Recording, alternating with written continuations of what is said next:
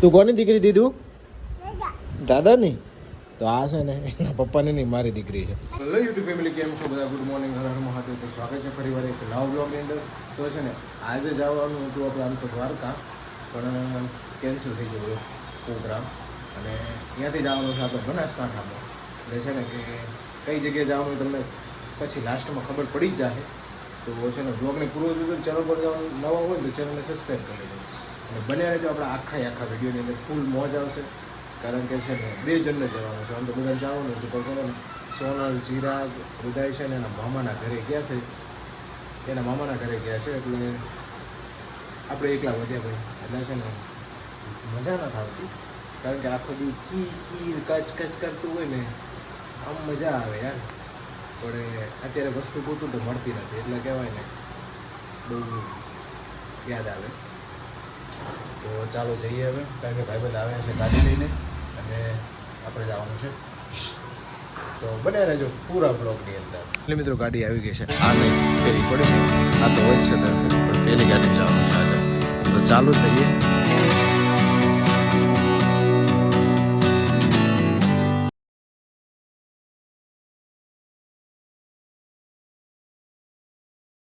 Finally મિત્રો છે ને પહોંચી ગયા હતા વારાણસી ખોડિયાર માતાજીના દર્શન કરવા. આ છે મારા મિત્ર અને સરપંચ. તો આ છે માતાજીની મંદિરનો એન્ટ્રી ગેટ, જે આખા મંદિરની શોભા વધારે છે. અને આ છે અમારી મા ખોડિયાર, જે હાજરા હજુર અને દરેક ભાવિ ભક્તોની મનોકામના પૂર્ણ કરે છે. અને હા, ખાસ તો એ વાત છે કે જેના ઘરે દીકરો નથી હોતો ને એને માએ દીકરા આપ્યા છે.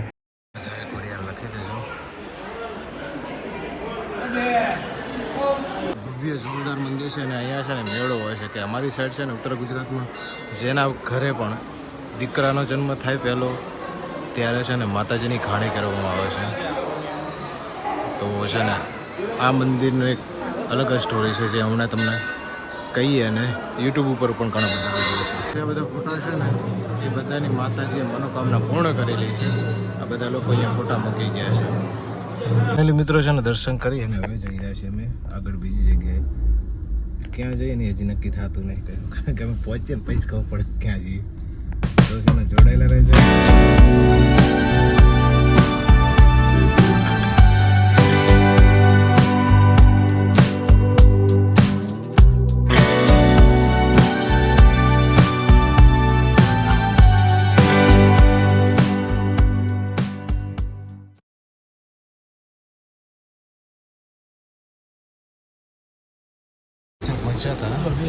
વરસાદ કેટલો ચાલુ છે, કઈ દેખાતું નહીં.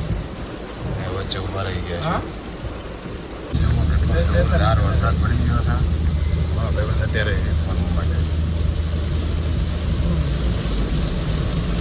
અહીંયાથી છે ને કઈ દેખાતું નહીં, બધા હાલીએ છીએ. મિત્રો પહોંચી તો જ્યાં હતા ગેડા હનુમાન, પણ છે ને ટ્રાફિક જોતા એવું લાગે કે 2 કલાક સુધી આપણો મેળ પડે એમ નહીં. ગાડીઓને આજે આ છે પાછો શનિવારે, એટલે રૂડો બના કાંઠો જુઓ હે ને, મોજની પબ્લિક.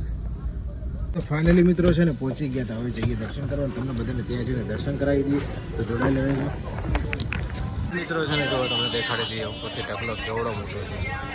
આ શ્રીફળનો ઢગલો છે. કેટલા શ્રીફળ છે, લાખોની સંખ્યામાં. તો નજીકથી કંઈક આવું દેખાય છે. જો જોરદાર જગ્યા છે ભાઈ, એક નંબર બના કાંઠો. જો કેટલી બધી મિત્રો આ છે મંદિર છે ને અંદર છે. બનાસકાંઠા જિલ્લાની આપણે પહેલી વાર આવ્યા છે. આ સ્વયંભૂ છે કે જેની અંદર છે ને ભગવાનનું મંદિર આમ બહારથી ખૂબ જ મોટું છે, પણ અંદર છે ને એકદમ નાનકડું, અને ભગવાન સ્વયંભૂ પ્રગટ થયેલા છે. તમે જોઈ શકો છો ને બધા દર્શન કરવા દૂર દૂરથી આવે છે.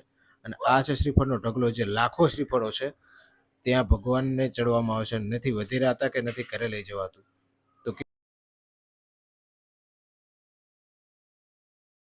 ફાઇનલી મિત્રો છે ને દર્શન કરી લીધા ને હવે જઈએ છીએ આપણે રિટર્ન હોમ. તો જો સરસ કેટલું પબ્લિક છે ને આજે મેળો છે. દાદાના દર્શન અમારા સાક્ષાત થઈ ગયા. ગાઈસ કેવડો મોટો ઢગલો. ભાઈબંધનો ફોટો પાડવાનો ને, ભાઈબંધ ઊભા થઈ જાય.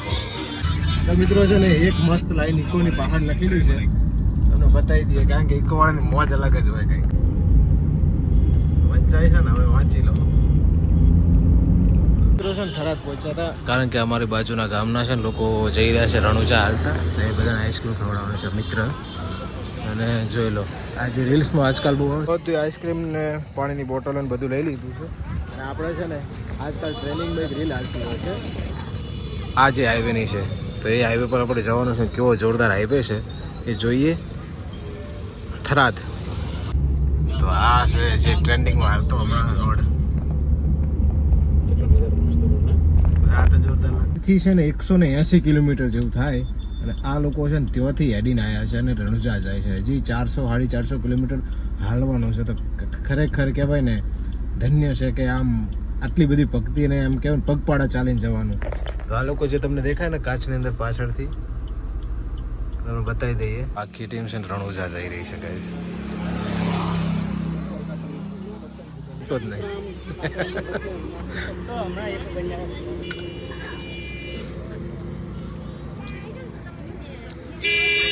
બધાને આઈસ્ક્રીમ અને પાણી આપી દીધું અને જઈ રહ્યા છીએ અમે કમ બેક ટુ હોમ બધું હાલ્યા ને તોય એટલો ને એટલો જ ઊંઘ એટલી કહેવાય ને સરતા જોઈ લો